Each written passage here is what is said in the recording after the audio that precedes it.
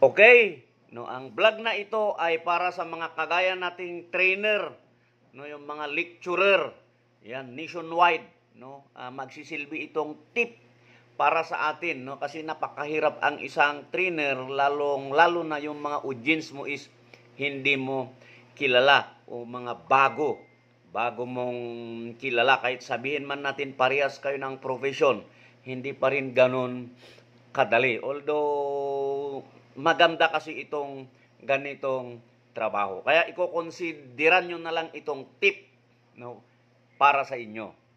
Okay, so ang aking ipapaliwanag is yung basic qualities of a good trainer. Meron 5 na qualities, no, according sa ating pagsasaliksik at of course sa experience natin, di ba? Bilang trainer. No, number 1 is yung mastery of the subject matter. This is very important. No? A competent trainer must possess the depth and accurate knowledge about the subject matter being taught. No, kung ano yung ituturo mo. Kasi ito yung manifestation kasi ito ng iyong confidence, di ba? Yung credibility mo bilang trainer or instructor, and even your ability to answer questions and comments from your audience or trainees, no?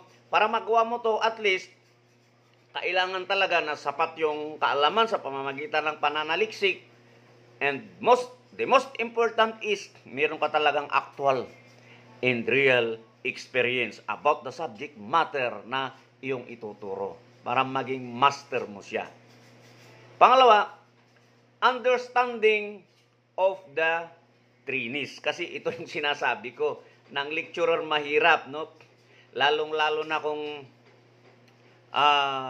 first time mo na i-meet yung audience mo, napakahirap yun. Kaya pag ikaw ay skilled, kailangan, di ba, you know how to identify the needs, di ba? The learning styles, di ba? The training needs, learning styles, background of your trainees, importante yun para lahat ng challenges, no, from them ay matutugunan mo. Di ba?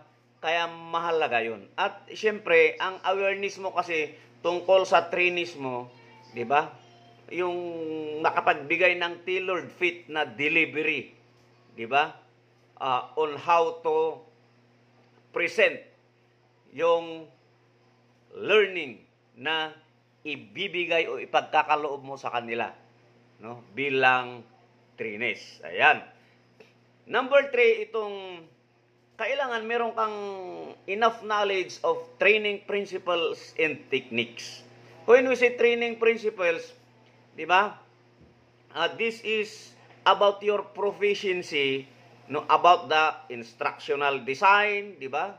The learning principles and other various training methods, no? Ito yung diskarte sa common term, no? Ito yung pamamaraan mo kung paano mo ipipresent yung subject matter mo sa iyong trainees. Kaya importante ito.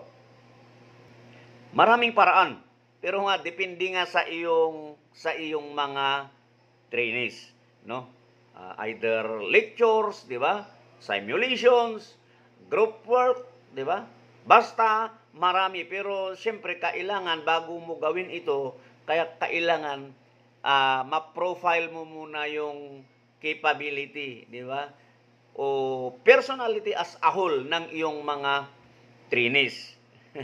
Mahirap din 'yon. No, at ang pang-apat, kailangan meron kang broad knowledge beyond the core subject being taught or presented. Kailangan 'yun, no? There are some relative learning na kailangan mong i-present, di ba? As add-ons or additional knowledge doon sa mga estudyante mo.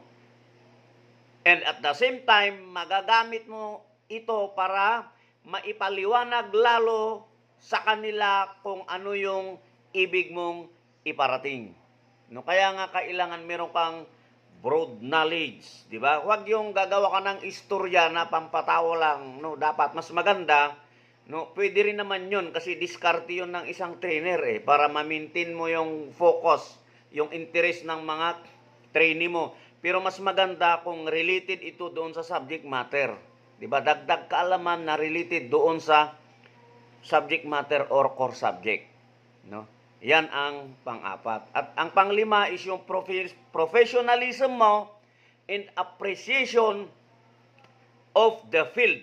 'Di ba? Kung kagaya natin na trainer tayo ng security and safety, kailangan very much yung appreciation natin doon sa profession natin para mas maganda.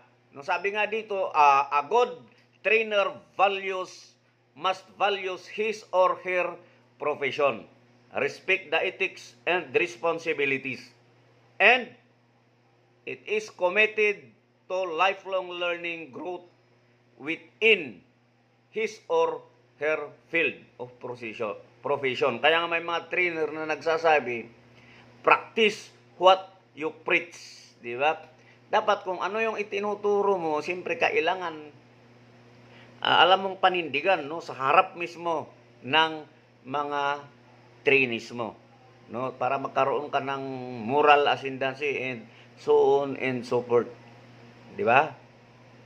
So, ganun lang kasimple, no? There are so many qualities of a good trainer. Although, ito yung, I think, sapat na ito.